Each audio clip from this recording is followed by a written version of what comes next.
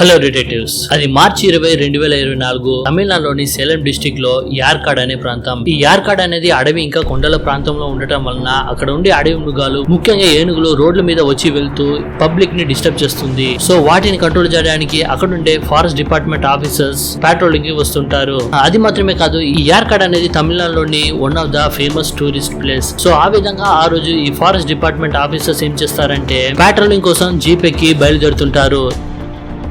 ఎప్పుడైతే వాళ్ళు యార్కాడ్ లో ఉన్న 40 feet బ్రిడ్జ్ అనే ప్లేస్ దగ్గరకు వస్తారో వాళ్ళకు అక్కడ భయంకరమైన దుర్వాసన వస్తుంది. సో వాళ్ళు ఏమనుకుంటారంటే ఏదైనా ఒక అడవి మృగము చనిపోయి ఉండొచ్చు అని అనుకుని ఈ జీపును రోడ్డు పక్కన ఆపేసి ఆ 40 feet బ్రిడ్జ్ పైన నుంచి చూస్తారు. వాళ్ళకి అక్కడ ఏం కనిపిస్తుందంటే ఒక డ్రై అయిన ప్లేస్ కనిపిస్తుంది. చుట్టుపక్కల మొత్తం గ్రీనిష్ గా ఉంటుంది. సో వాళ్ళు ఏం చేస్తారంటే ఆ 40 feet బ్రిడ్జ్ ని దిగి కిందకు వస్తారు. కిందకు వచ్చేటప్పుడు వాళ్ళకు ఒక సూట్ కేసు కనిపిస్తుంది. ఆ సూట్ కేసు నుంచి భయంకరమైన దుర్వాసన వస్తుంది.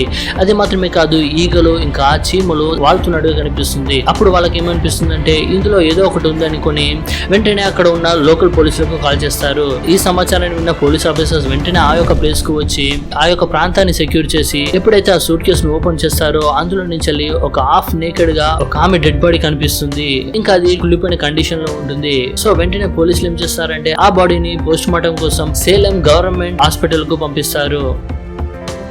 అలా కొన్ని గంటల్లోనే పోస్ట్ మార్టం రిపోర్ట్ వస్తుంది. అలా ఆ పోస్ట్ మార్టం రిపోర్ట్ లో ఏముంటుందంటే ఆ డెడ్ బాడీ అనేది 30 నుంచి 32 ఏజ్ మధ్యలో ఉండే ఒక లేడీదని, ఆ యొక్క లేడీని ఎవరో ఒక రాడ్ తో భయంకరంగా తల మీద కొట్టడం వల్లనే ఆమె చనిపోయిందని ఆ యొక్క పోస్ట్ మార్టం రిపోర్ట్ లో తేలింది. ఆ సూట్ కేసులో ఉన్న డెడ్ బాడీ ఎవరిది, ఆమెను అంత ఘోరంగా ఎవరు కొట్టి చంపి ఉంటారు. మార్చి నెలలో యార్కాడ్ లో జరిగిన ఈ యొక్క సూట్ కేసు మర్డర్ అనేది పోలీసులు వాళ్ళ స్మార్ట్నెస్ ను ఉపయోగించి ఒక బార్కోడ్ ద్వారా ఈ యొక్క కేసును ఒక 5 రోజుల్లోనే సాల్వ్ చేశారు. ఏ విధంగా ఆ కేసును సాల్వ్ చేశారు, ఆ యొక్క హత్య వెనుకలో ఉన్నది ఎవరు అనేది ఈ రోజు మనం ఈ వీడియోలో చూడబోతున్నాము. ఈ వీడియో చాలా ఇంట్రెస్టింగ్ ఉంటుంది కాబట్టి స్కిప్ చేయకుండా చూడండి. ఈ వీడియోలో వెళ్ళక ముందు ఇప్పటి వరకు మన ఛానల్ లో సబ్స్క్రైబ్ చేయకపోతే సబ్స్క్రైబ్ చేసుకోండి. అప్పుడే నేను అప్లోడ్ చేసే సైన్స్ థ్రిల్లింగ్ మిస్టరీ అనే వీడియోస్ మీకు నోటిఫికేషన్ వస్తుంది. నేను మీ Dinesh. Welcome to detective DJ.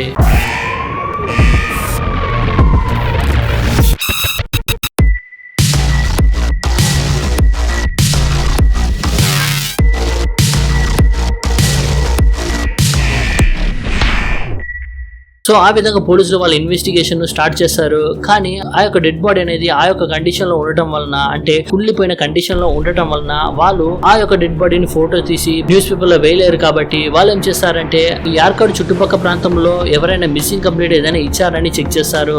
కానీ ఆ యొక్క ఏరియాలో ఎవరు అలా మిస్ అయినట్టు ఏ కంప్లైంట్ వాళ్ళకు దొరకలేదు. ఆ తర్వాత యార్కాడ్ ప్రాంతంలో ఉన్న అన్ని సీసీటీవీ కెమెరాస్ ను చెక్ చేస్తారు. అంటే రోడ్డు పక్కన ఉన్న సీసీటీవీ కెమెరాస్ ను చెక్ చేస్తారు. సో వాళ్ళకు సందేహింపదగ్గ విషయాలు వాళ్ళకు ఒకటి కూడా దొరకలేదు. ఇటువంటి క్లూ వాళ్ళకు దొరకకపోవడం వలన పోలీసులు చాలా ఫ్రస్ట్రేట్ అయ్యారు.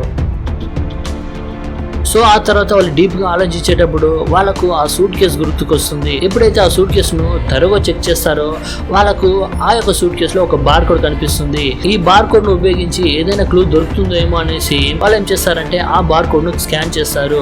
ఎప్పుడైతే పోలీసులు ఆ యొక్క బార్ కోడ్ ను స్కాన్ చేస్తారో ఆ యొక్క సూట్ కేసు అనేది కోయంబత్తూరులో ఉన్న లూలు మాల్ లో కొన్నారని తెలుస్తుంది. సో వెంటనే పోలీసులు ఆ యొక్క లూలు మాల్ కు వెళ్లి అక్కడ ఉన్న మేనేజర్ తో ఈ యొక్క సూట్ కేసును చూపించారు. అప్పుడు ఆ మాల్ మేనేజర్ ఏం చేస్తారంటే లాస్ట్ 3 months ఇలాంటి 12 bags అమ్ముడుపోయిందని చెప్పాడు. ఆ తర్వాత పోలీసులు ఏం చేస్తారంటే ఎవరెవరు కొన్నారో వాళ్ళ యొక్క కాంటాక్ట్ నెంబర్ తీసుకుని వాళ్ళకు కాల్ చేయడం మొదలు పెట్టారు.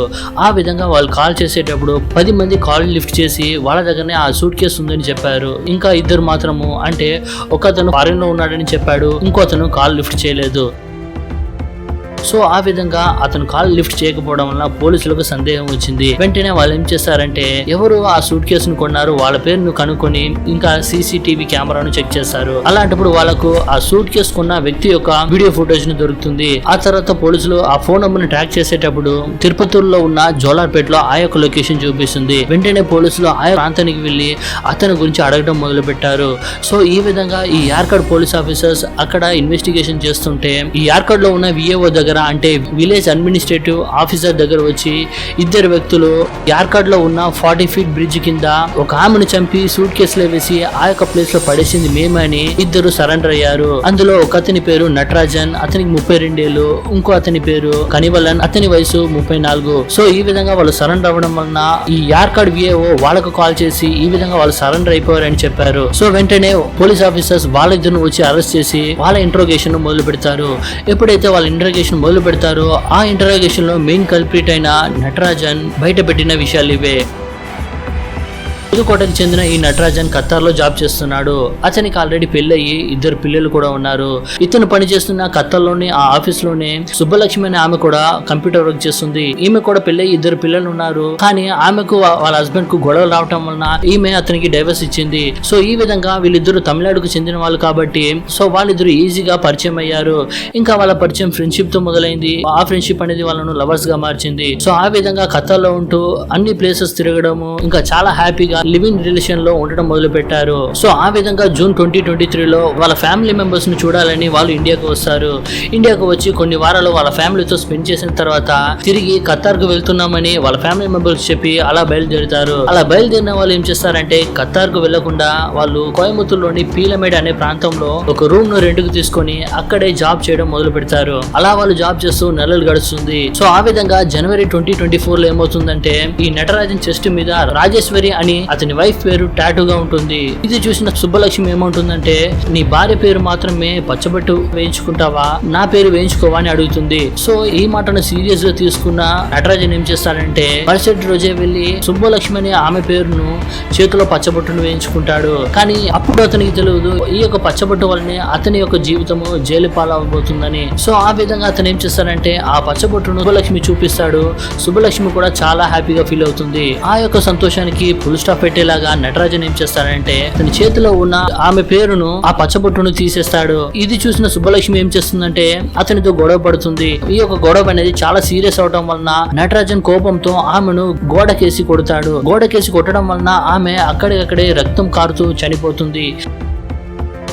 ఆ యొక్క దృశ్యాలను చూసిన నటరాజన్ కు చాలా భయం వేస్తుంది. అప్పుడు అతను ఏం చేస్తాడంటే వెంటనే అతని ఫ్రెండ్ అయిన కనివలన్ కు ఫోన్ చేస్తాడు. అలా అతను పిలిపించి వాళ్ళిద్దరు ఏం ప్లాన్ చేస్తారంటే ఒక సుబ్బలక్ష్మి చనిపోయిందనే విషయాలు బయటపడితే వాళ్ళు చాలా పెద్ద ప్రాబ్లం లో పడతారు కాబట్టి ఈ యొక్క డెడ్ బాడీని ఎలాగైనా డిస్పోజ్ చేద్దామని అనుకుంటారు. సో అప్పుడు వాళ్ళు ఏం చేస్తారంటే కోయంబత్తూరులో ఉన్న లూలు మాల్ కి వెళ్లి ఒక సూట్ కేసును కొని ఆ యొక్క సూట్ కేసులో సుబ్బలక్ష్మి డెడ్ బాడీని అందులో పెడతారు. ఆ తర్వాత ఆ యొక్క సూట్ కేసును ఎక్కడ పడేయాలో వాళ్ళు ఆలోచించేటప్పుడు అప్పుడు నటరాజన్ కి ఒక ఆలోచన వస్తుంది. అతని ఫ్యామిలీతో యార్కాడ్ కు ట్రిప్ వెళ్ళినది గుర్తుకొస్తుంది.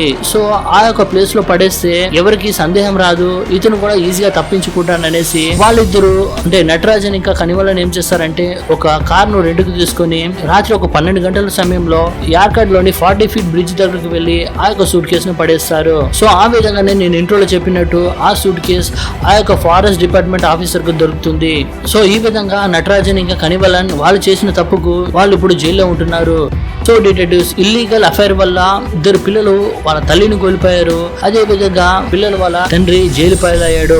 ఈ నటరాజన్ తప్పు చేశాడు కాబట్టి అతను జైల్లో ఉండాలి. కానీ ఆ బాడీని డిస్పోజ్ చేయడానికి హెల్ప్ చేసినందుకు అతని ఫ్రెండ్ కనివలన్ కూడా జైలు పాలయ్యాడు. సో డిటెక్టివ్స్ ఈ యొక్క కేసు గురించి ఇంకా ఇలాంటి ఇల్లీగల్ అఫైర్ గురించి మీరేమంటారు అనేది కామెంట్ లో చెప్పండి. ఇలాంటి మరిన్ని వీడియోస్ కోసం ఛానల్ లో తప్పకుండా సబ్స్క్రైబ్ చేసుకోండి.